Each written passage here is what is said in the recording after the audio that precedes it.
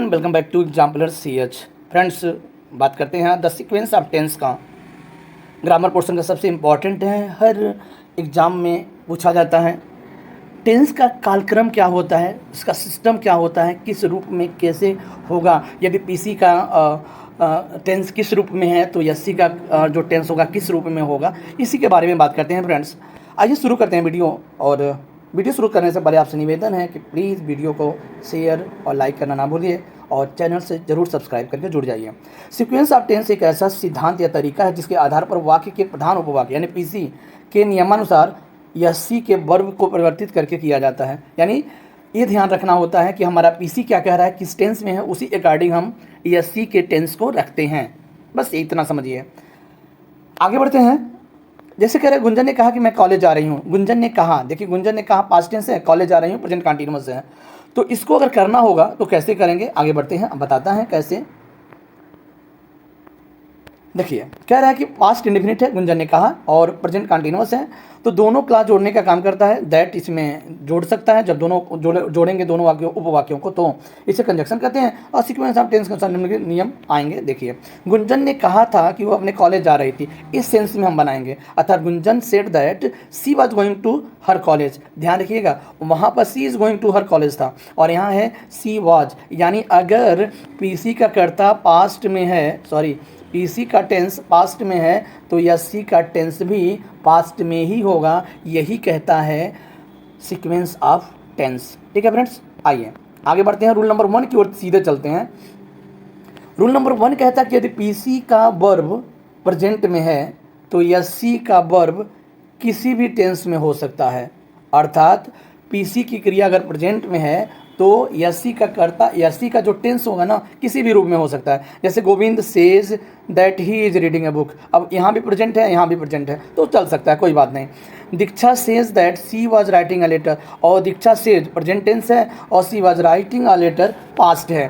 Pratiksha says that, अब देखिएगा प्रतीक्षा says that यानी यहाँ पर भी प्रेजेंट इंडेफिनिट है और सी विल यहाँ पर फ्यूचर इंडेफिनिट है। She will send a message to her father, यानी कह रहा है कि पीसी का टेंस अगर प्रेजेंट में है तो एससी का टेंस किसी भी रूप में हो सकता है। क्लियर है। रूल नंबर 2 की बात करते हैं फ्रेंड्स। यदि प्रिंसिपल क्लास का वर्ब फ्यूचर में है, यानी यही बात, यदि पीसी का टेंस फ्यूचर में है तो एससी का टेंस किसी भी में हो सकता है। याद करिएगा फ्रेंड्स, हम लोग जब नरेशन पढ़ते हैं तो नरेशन में एक रूल है कि यदि आरवी की क्रिया प्रेजेंट और फ्यूचर में है तो रिपोर्टेड स्पीच के वाक्य टेंस में कोई परिवर्तन नहीं होता है, वही रूल है। वहाँ कह रहा है यदि पीसी प्रेजेंट में है तो तीनों में हो सकता है, यहाँ कह रहा है कि पीसी अगर फ्यूचर में है तो तीनों में हो सकता है। जैसे लखन विल से, देखिएगा फ्यूचर है तो his father is a teacher, present हो गया। Lakhan will say his father was a teacher, तो ये भी सही है, पास्ट में हो गया। Lakhan will say his mother will go to her village, तो श्योर है, यानी यहाँ पर पास्ट हो गया, प्रेजेंट हो गया, यहाँ पास्ट हो गया, यहाँ फ्यूचर। यानी कब, यदि पीसी का टेंस फ्यूचर में है तो एससी का टेंस किसी भी टेंस में हो सकता है, चाहे वो प्रेजेंट पास्ट फ्यूचर ही क्यों ना हो। आगे बढ़ते हैं रूल नंबर 3 की ओर। यदि पीसी की क्रिया भूतकाल में है, यही ज़्यादा ध्यान रखना है, यानी पास्ट में है तो एससी का भी क्रिया पास्ट में ही होगा भाई। यदि पीसी का कर्ता पास्ट में है तो एससी का भी कर्ता पास्ट में ही होगा। नरेशन की अगर हम बात करते हैं, यदि रिपोर्टिंग वर्ब की क्रिया पास्ट में है तो रिपोर्टेड स्पीच के वाक्य टेंस का भी परिवर्तन हम पास्ट में ही करते हैं। जैसे प्रेजेंट कंटीन्यूअस को पास्ट कंटीन्यूअस में, प्रेजेंट इंडेफिनिट को पास्ट इंडेफिनिट में, प्रेजेंट परफेक्ट को पास्ट परफेक्ट में, प्रेजेंट परफेक्ट कंटीन्यूअस को पास्ट परफेक्ट में बदल देते हैं। यानी चारों प्रेजेंट को चारों पास्ट में बदल देते हैं। बात करते हैं यहाँ, लिटिल सा that Lucky Verma was loitering here and there. अब देखिए लकी सा बोले तो मुख्य जगह सेकंड फॉर्म पास्ट इंडेफिनिट, और लकी वर्मा वाज लॉइटरिंग, घूम रहा है, यानी इसका मतलब वाज, यानी यह भी पास्ट, यह भी पास्ट। यही इंपॉर्टेंट है, यदि पीसी का क्रिया पास्ट में है तो एससी का टेंस भी पास्ट में ही होगा।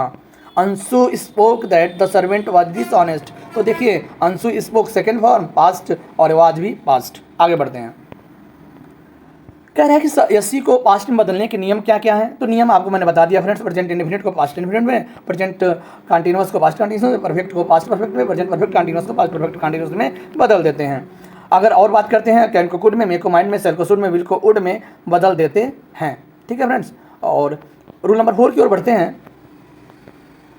कह रहा है कि यदि पीसी का वर्ब पास्ट टेंस में हो और एससी में कोई यूनिवर्सल ट्रूथ, हैबिट, नेचर, स्वभाव या कोई हिस्ट्रिकल इवेंट आया हो या कोई प्रोवर्ब आया हो तो कह रहा है क्या प्रकट करे तो सदैव प्रेजेंट में ही रहता है। यानी कह रहा है कि अगर किसी भी